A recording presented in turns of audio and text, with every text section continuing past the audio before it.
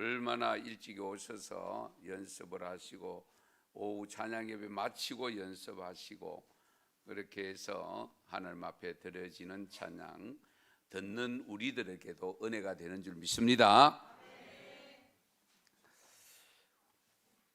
우리가 부모님 앞에 서면 나이가 많든 적든 상관없이 어린아이처럼 느껴집니다. 최근에 저희 아버님 요양병원에 계시는 아버님으로부터 전혀 그렇지를 않은데 며칠 전부터는 매일 전화가 와요. 그 전화를 받을 때마다 제가 가슴이 뜨끔뜨끔합니다. 왜? 저는 전화를 못 드렸거든요. 아들의 전화를 많이 기다렸구나 하는 생각이 하나 있고, 하나는 전화번호를 잘못 눌렀구나. 왜냐하면은 1번 누르면 큰아들, 2번 누르면 이게 이제 돼 있더라고요, 전화기에. 그래 잘못 누른 것이 아닌가 하는 생각을 가지고 의도적으로 제가 물으면 제가 누군지 아세요? 세호의 아이가. 큰아들 소리도 안 해요. 이름 불러버려요. 그런 것을 보면 당신이 의도적으로 전화를 했다는 것을 알 수가 있습니다. 그러면서 하시는 말씀이 잘 있나? 잘 있지? 그래, 아버지 별일 없으세요? 나는 늘 잘 있다. 걱정하지 말아라. 아버지 저 내일 면회 가는데요. 금요일 전화 받았거든요. 토요일 면회를 제가 예정을 해놨기 때문에 면회 가는데요. 그러면은 또 하시는 말씀이 혹시라도 드시고 싶은 거 필요한 것 있으시면 말씀하세요 하니까 아이고 아무것도 필요 없다. 바쁜데 오기는 말로 오노? 바쁜다고 아시고 바쁜데 왜 오느냐고 또 그렇게 말씀을 하십니다. 보고 싶은 사람도 없습니까? 또 한마디 제가 더 여쭈어 봤습니다. 보고 싶다고 다 볼 수 있나? 다 바쁜데 보고 싶은 사람은 없다? 그렇게 일축을 해버립니다. 그런 전화 내용이 거의 제가 20년 전을 거슬러 올라갔을 때의 내용하고 거의 다를 바가 없습니다. 잘 있나? 우린 잘 있다. 걱정하지 마라. 대부분의 부모님들의 이 전화 내용입니다. 잘 있나? 잘 있다. 걱정하지 마라. 우리 자녀가 없어도 문제지만 있어도 문제가 되는 것을 주위에서 우리 가끔 보고 있노라면 나도 별로 다를 바가 없다. 목사는 특히 죄인입니다. 바쁘다는 핑계로 정말 1년에 몇 번 찾아보지 못했는데 요즘은 그래도 2주 만에 한 번씩 뵙습니다. 그래서 저는 얼마나 감사한지 몰라요. 지난해 같은 경우에는 부산에 계셨는데 대구에서 코로나가 발생한 것이 그대니까 7개월을 못 갔습니다. 아예 병원에서 오지 말라는 거예요. 대구 사람 받아주지를 않는다. 7개월도 못 갔거든요. 그러니까 자식이 있어도 자식이 아니에요. 할 수 있는 게 아무것도 없어요. 삼국사기에 전하는 이야기 가운데 공자가 견마지양이라고 했습니다. 견마지양, 개견자입니다. 개와 말도 먹여 기른다는 뜻입니다. 부모를 공경하지 않으면 개나 말을 먹이는 것과 무엇이 다르냐, 그런 의미를 함축하고 있습니다. 성리학자로 유명한 이율곡 선생이 경몽요결에서 이런 내용이 있습니다. 날마다 해 뜨기 전에 일어나 세수하고 머리 빗고 의복을 갖춘 뒤 부모 침소에 나아가 기색을 낮추고 음성을 부드럽게 하여 안부를 묻는다. 날이 저물면 침소의 이부자리를 보아드리고 평소에 늘 화평하고 즐거운 안색으로 공손하게 대응한다. 밖에 출입할 때는 반드시 절하고 아뢰어야 하고 잠깐이라도 부모를 잊지 않고서야 효라고 할 수 있겠는가?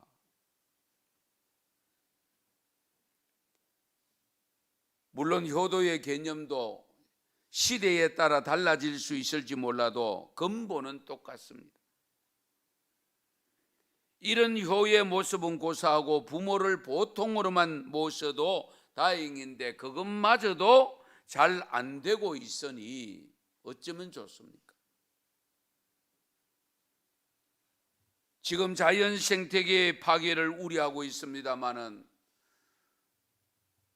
자연 생태계 파괴보다 더 우려되는 파괴가 뭐냐? 가정 파괴입니다. 가정 파괴. 우리가 깊이 생각해야 됩니다.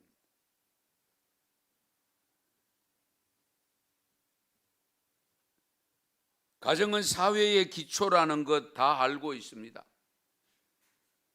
가정의 파괴 중에 부부가 이혼하는 것도 문제지만은 부모 기피증이 점점 더 심해집니다.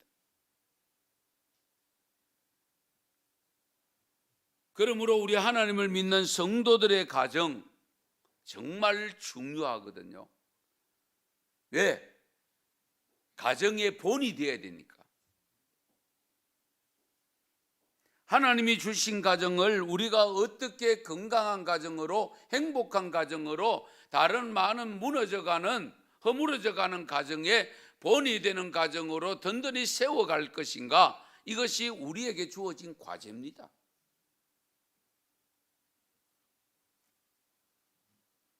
어버이 주일을 맞아서 우리는 다시 한번 부모님에 대한 생각과 가정에 대한 생각을 좀 깊이 해야 되지 않겠습니까?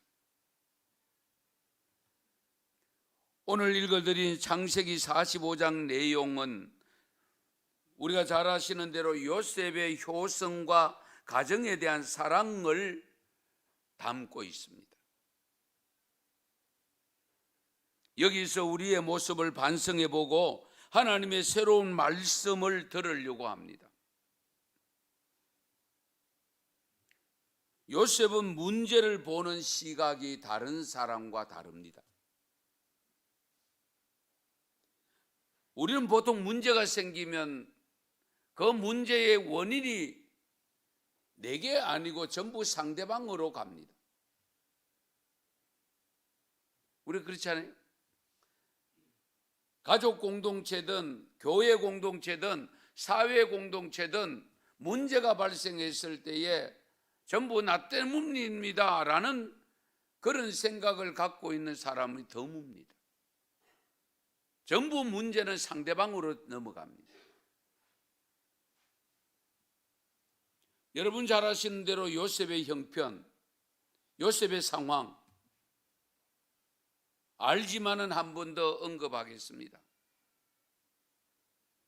형들의 미움을 받아서 애굽으로 가는 상인들에게 팔려 애굽의 종살이 노예로 갔습니다.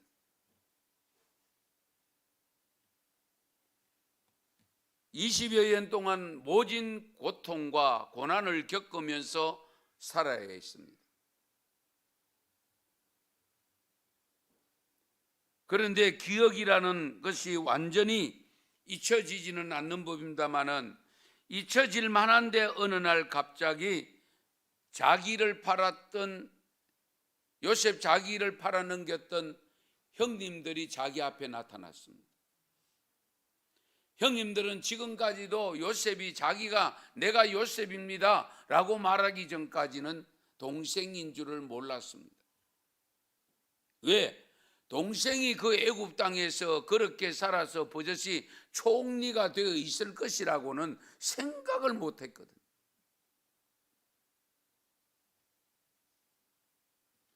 여러분은 생각해 보십니다. 자기를 팔아서 노예 형태로 상인들에 의해서 팔려갔는데 그 형들이 자기 앞에 나타났을 때에 그것도 완전한 형제가 아닙니다. 배다른 형제들입니다. 어머니가 각기 다른 형제들입니다. 그 사람이 내 앞에 나타났을 때 여러분 같으면 어떻게 하겠습니까?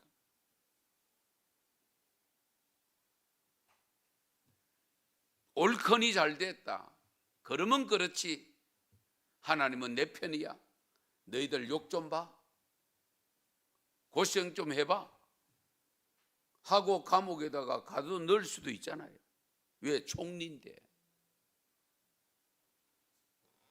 그런데 요셉은 그 문제를 인간의 감정으로 풀지 않았다는 사실입니다. 하나님의 섭리로 풀었습니다.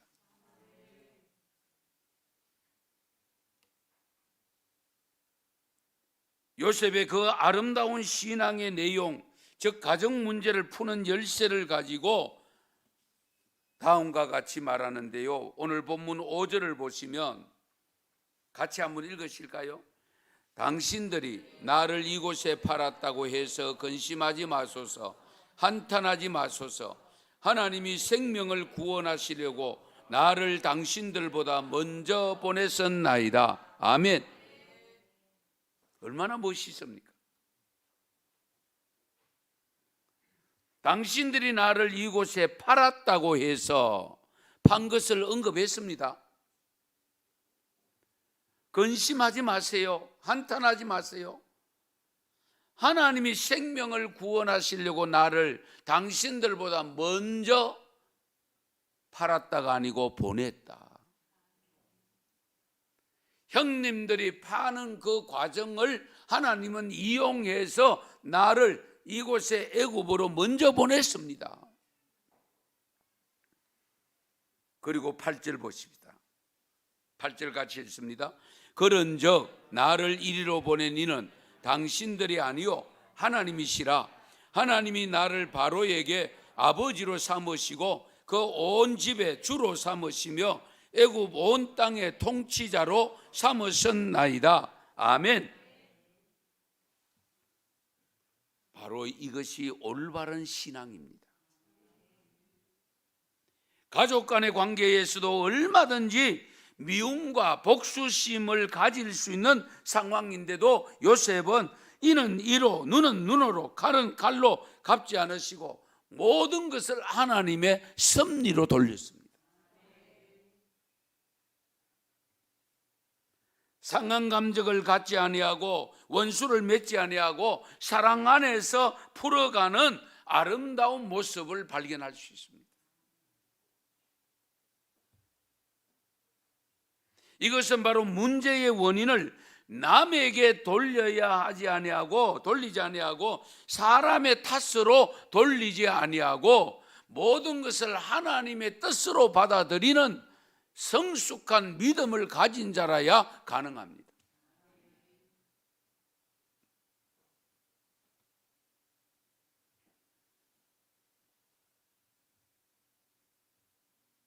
만약에 모든 사건을 사람의 탓으로 돌리면 어떤 일이 발생하느냐?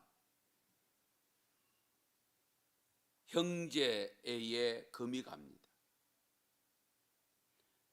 부모는 혹시 섬길 수 있을지 몰라도 가족 공동체는 금이 갑니다.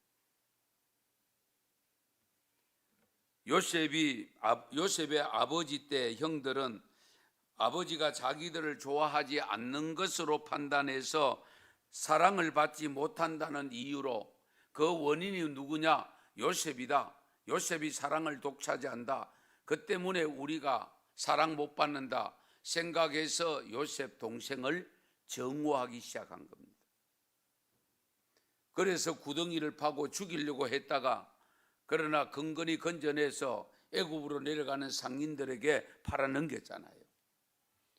그리고는 아버지에게 옷에다가 짐승을 잡아 피를 묻혀가지고는 버젓이 아버지까지 이건 누구 옷이지요? 요셉 옷인데 이게 길바닥에 있던데요. 그러니까 이 아버지는 요셉이 짐승의 밥이 된 줄 알고 요셉을 한 번도 찾지를 않았습니다. 왜? 이미 죽었다고 생각하고 밥이 되었다고 생각하니까, 적으나 그러면은 10명의 그 아들들을 풀어서 너희들이 어쨌든 찾아봐라, 시신이라도 찾아봐라, 어디 살찜이라도 있는지 뼈다귀라도 있는지 한번 찾아봐라 하고 보냈어야지. 그런데 아버지도 그렇게 하지 않았습니다. 단념을 해버렸습니다. 그런 아버지를 공경하려고 하는 마음이 생기겠어요?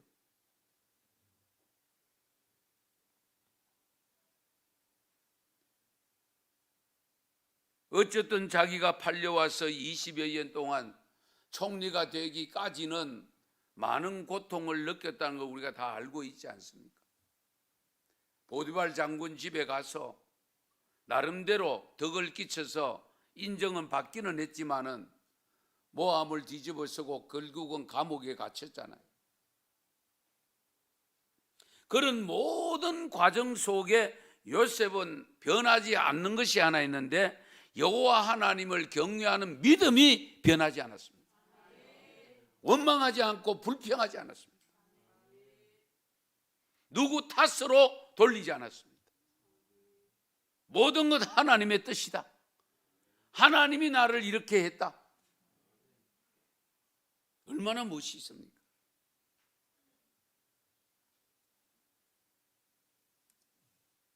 여러분의 가정은 어떻습니까? 문제를 서로 미루고 탓으로 돌리는 경우는 없습니까? 있다면 그 속에서 하나님의 섭리를 찾아내고 하나님이 선하게 이루어 가시는 축복을 발견할 수 있기를 바랍니다.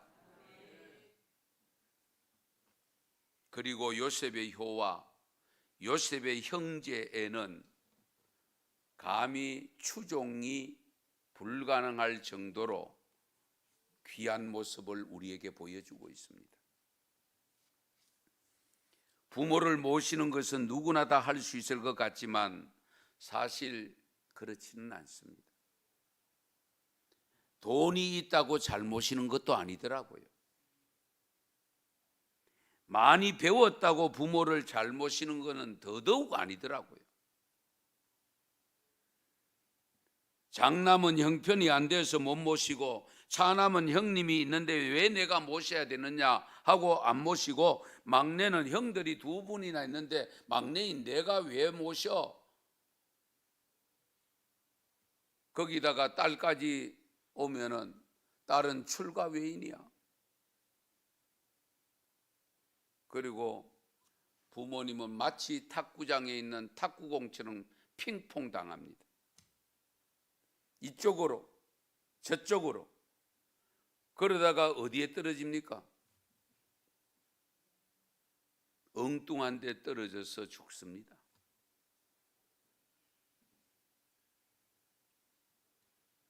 부모가 상속할 재산을 남기면 어떻게 하는지 아세요?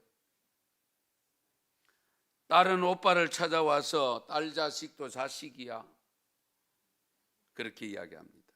모시라고 할 때는 출가 외인이라고 했는데, 동생은 말합니다. 형님만 자식 노릇해서 우리도 할 만큼 했어요. 그러므로 똑같이 나눕시다. 그러다가 안 되면 마지막에 가서 무슨 말을 하느냐? 법대로 합시다.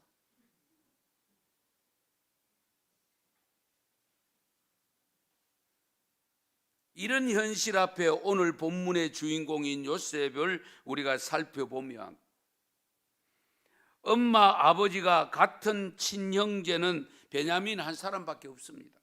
그렇잖아요. 동생 하나밖에 없습니다. 10명의 형들 모두가 어머니가 다른 형제들입니다. 이 형들은 요셉 자기를 죽이고 싶도록 미워했던 형님들입니다. 형님들이 요셉을 귀여워해 준 적이 없습니다. 늘 시기의 대상이었고 마지막에는 죽이려고 하다가 결국 돈 받고 노예로 팔아넘긴 형님들인데, 여러분 생각해 보세요. 그 형님들이 내 앞에 나타났을 때 내가 얼마든지 처치할 수 있는 권위를 가진 그런 모습 속에서 만났는데, 한번 생각해 보세요. 어떻게 처리하겠습니까?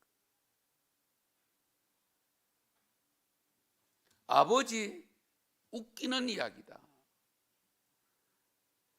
나를 한 번이나 찾았나? 형님들의 말만 듣고 단념해버리고 찾아보지도 않는 아버지.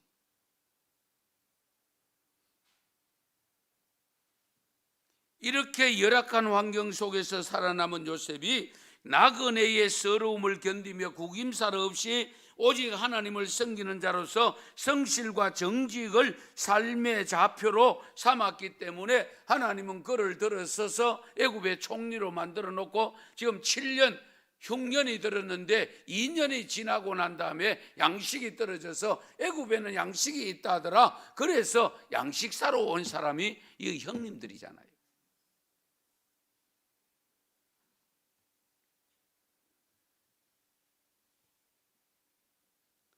요셉 앞에 자기를 애굽으로 팔이 넘긴 형들이 흉년들의 양식사로 나타났을 때에 아마 글쎄요, 제 같아도 제가 목사지만 용서가 되겠습니까?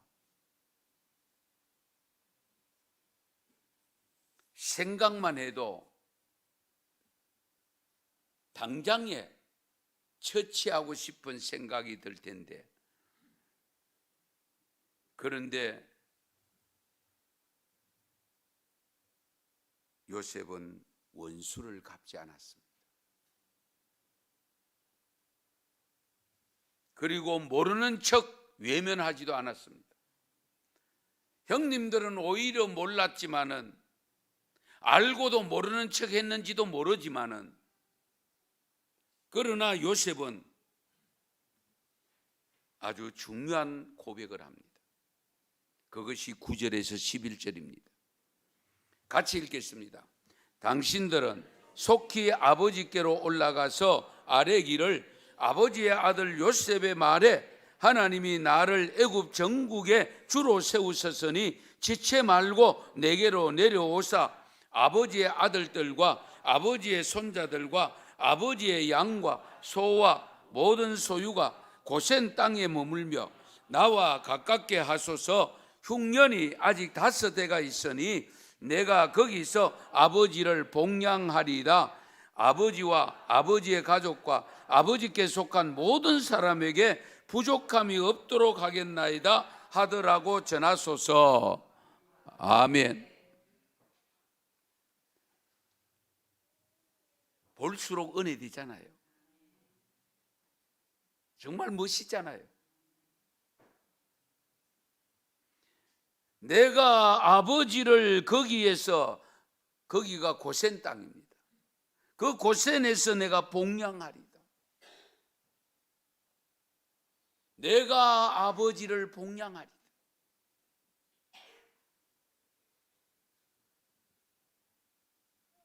내가 아버지를 모시겠습니다. 이거 얼마나 좋은 고백입니까? 부모님들로서는 이보다 더 기쁜 소리가 어디 있겠습니까?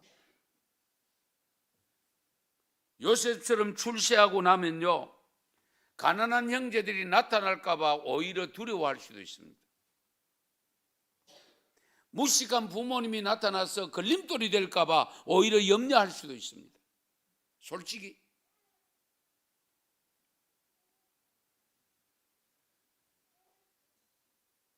그런데 요셉은 형님들만 아니고 손자들까지도, 그리고 소유된 짐승까지도 다 데리고 오라고 일러주고 있습니다. 여러분, 혹시 여러분 주위에 이런 분들이 있습니까? 이런 분들은 고사하고 내가 이런 모습의 삶이 있는가 한번 돌아봐야 되지 않겠습니까? 형님이 못 모시면 제가 모시지요. 하나님의 말씀에 부모님을 잘 모시면 하나님이 복을 주신다고 했으니 제가 복을 받아보겠습니다. 이래라도 해주면 얼마나 좋겠어요.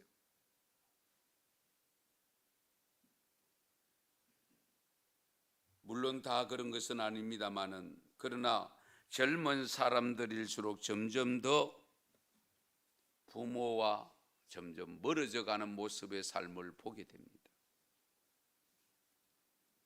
요즘 우리 부모님들은 마치 정말 탁구공처럼 이 아들에게 저 아들에게 뭐 차라리 내가 없어지는 것이 좋겠다 하는 말씀을 할 정도의 상황이 전개되고 있는 게 현실이잖아요.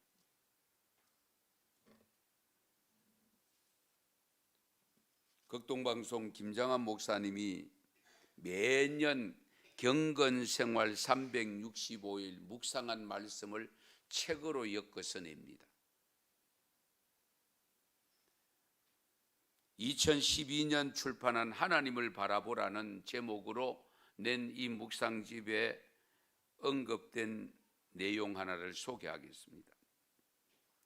서울 은평경찰서에서 노인분들을 대상으로 건강식품을 비싸게 판 혐의로 업자들이 한 10여 명 불려왔습니다. 그런데 주로 60대, 70대 외로운 노인 부인들을 대상으로 업자들은 즐거운 공연하고, 우리도 약사로 막 버스 대지레가 모시고 가서 그런 거 있죠. 그래서 정성을 미끼로 환심을 산 뒤에 건강식품을 효능을 과다 포장해서 7배나 7배나 더 비싸게 팔았던 것이 고발이 되어 있어서 이제 잡혀온 거예요.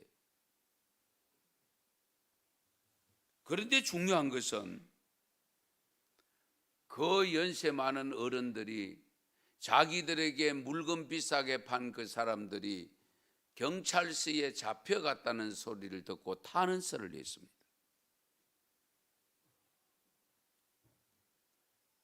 이유가 뭐냐? 자신들을 위해서 그렇게 귀중한 시간을 내어서 그렇게 정성껏 정말 우리를 위로해주고 우리를 이렇게까지 높여주는 그 사람들 자식보다 낫지 않느냐? 이유가 그겁니다. 한 할머니는 사기를 당한 것을 알고도 아들과 딸도 우리에게 그렇게는 안 대해줍니다. 물건은 둘째치고 너무 정성을 다해 섬겨주기 때문에 용돈 준다고 생각하고 물건을 사는 것입니다. 마음의 위안이 생기는 것에 비하면 돈은 별로 문제가 안 됩니다. 7배든 뭐 10배든 그거 전혀 우리는 상관하지 않습니다. 그러면서 탄원서를 낸 거예요.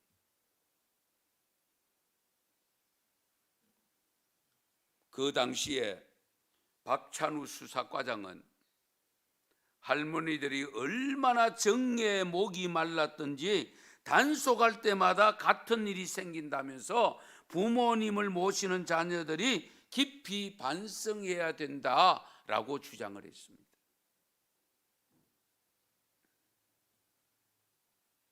부모님들에겐 자녀들의 따뜻한 말 한마디, 안부 인사 한 번이 더욱 힘이 된다는 사실. 한없는 사랑을 부어주신 부모님의 사랑을 구차한 핑계로 외면하는 것은 결코 옳은 일이 아닙니다. 부모님의 말씀에 순종하고 쓸쓸한 마음을 위로하고 기쁘게 해드리는 것이 효자요 효녀입니다.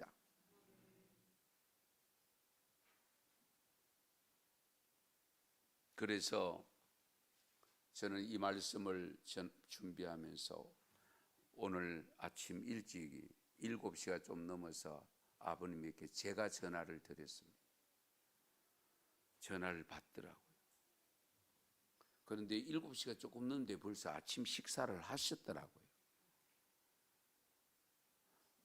바쁜데 왜 전화했노?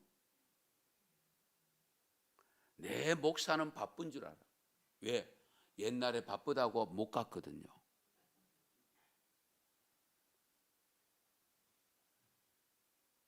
그래서 저도 나름대로 목사지만은 마음에 결심한 것이 하나 있습니다. 매일은 전화를 못 드리더라도 면회는 지금 2주 만에 한 번밖에 안 되니까 전화를 한 통화씩 드려야 되겠다. 뭐 한두 마디 전한다고 할지라도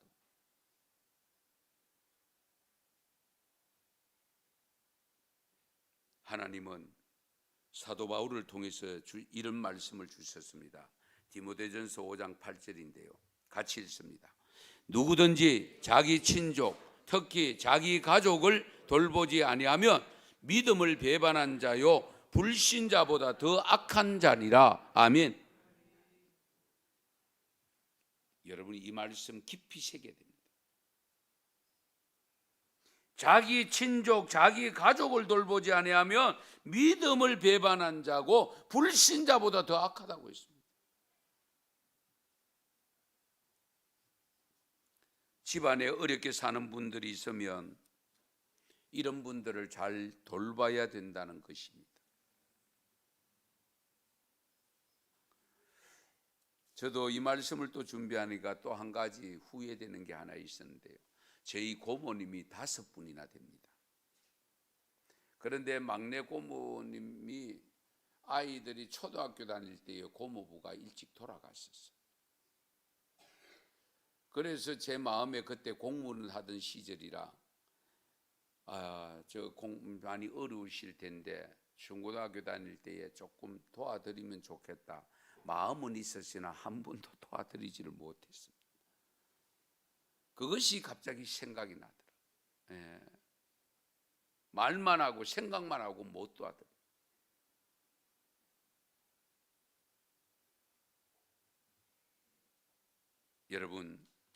여러분 집안에 혹여나 어떤 사유든 원인은 따지지 마시고 묻지 마세요. 어렵다는 것 하나만으로 나의 작은 도움이라도 필요하면 도울 수 있는 믿음을 가지시기 바랍니다. 하나님이 원하시는 건 그거예요. 왜 망했느냐, 왜 돈이 없느냐, 뭐 게을러가 그러느냐, 뭐 어떠냐, 이런 거 따지지 마시고 지금 어려운 것을 해결해 줄 수 있는, 도와줄 수 있는, 도움을 줄 수 있는 것이 뭘까? 내가 할 수 있는 것이 뭘까? 그걸 가지고 조금이라도 도와주는 믿음, 그것이 하나님의 뜻입니다. 이거 친족을 돌보지 않으면, 가족을 돌보지 않으면 불신자보다 더 나쁘다고 했습니다. 포항시에 거주하는 한 아버지가 4남매를 잘 키워서 모두 대학을 졸업시켰습니다. 시집장가 다 보내고 한시름 놓고 있는데 그만 중병에 걸렸습니다.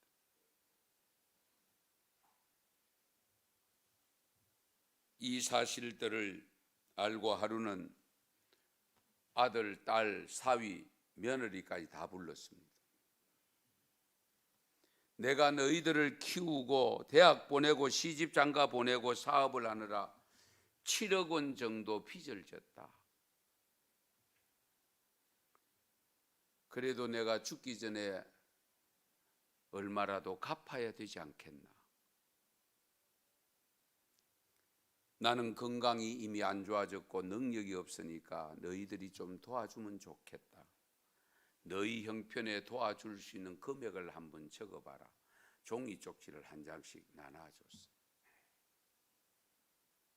그러니까 이 아들들이 우리 아버지가 분명히 재산이 있는 걸로 알고 있는데 빚이 7억이나 된다고 하니 고개를 가우뚱하면서 빚이 있다고 하니까 어떡하겠어.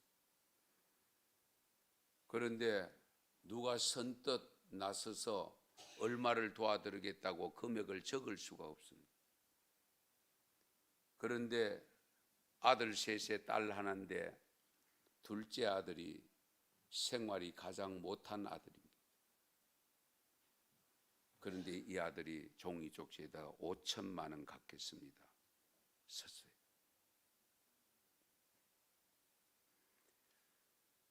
그리고 나니까 맏아들이 2천만 원 썼습니다. 셋째 아들이 1,500만 원 썼습니다. 딸이 1,000만 원 갚겠다고 썼습니다. 그리고 헤어졌습니다. 시간이 조금 지난 후에 아버지가 다시 이들을 호출을 했습니다. 그때는 며느리도 안 오고 사위도 안 오고 딱 3남 1녀 4남매만 집에 왔습니다. 그 자녀들을 두고 아버지가 내가 죽고 나면 너희가 얼마 되지 않는 유산으로 사움질하고 형제간 반목할까 봐 전 재산을 정리하고 공정까지 마쳤다. 지난번에 너희가 적어준 액수의 5배를 지금부터 더하여 준다.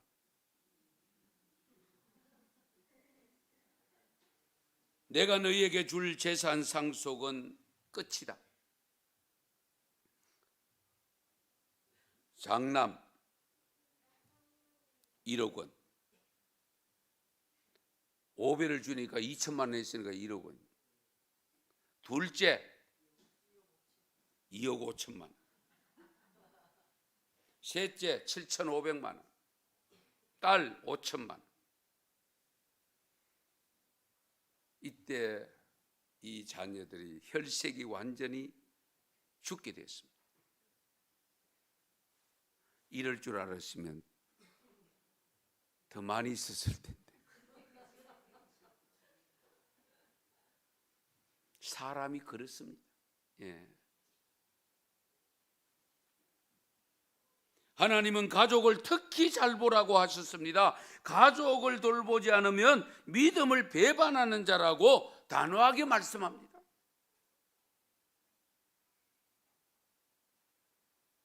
왜 우리는 노인들을 돌봐야 하는가? 우선적으로 노인 심리의 특징이 있는데요. 경제적인 도움을 요구합니다. 신체적인 도움을 요구합니다.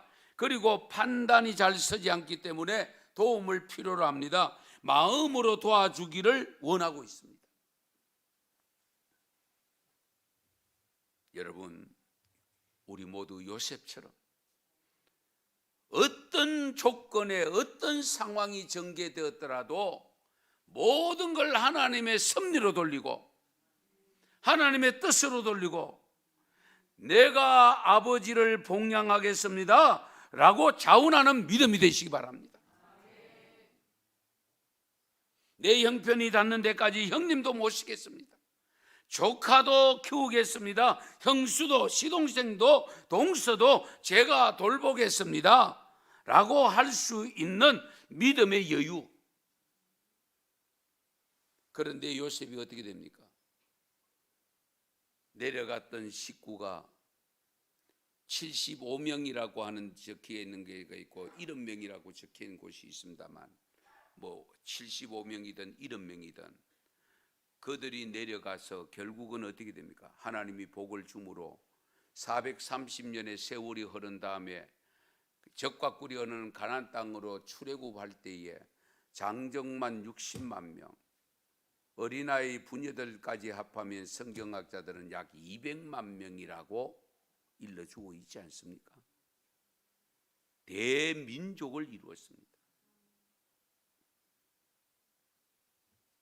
부모가 생존해 계시는 성도 여러분, 여러분들도 요셉의 효와 형제를 받아서 내가 아버지를 봉양하겠습니다라는 효도를 통해서 여러분의 가문이 흥왕되는 역사를 경험하고 체험할 수 있기를 바랍니다.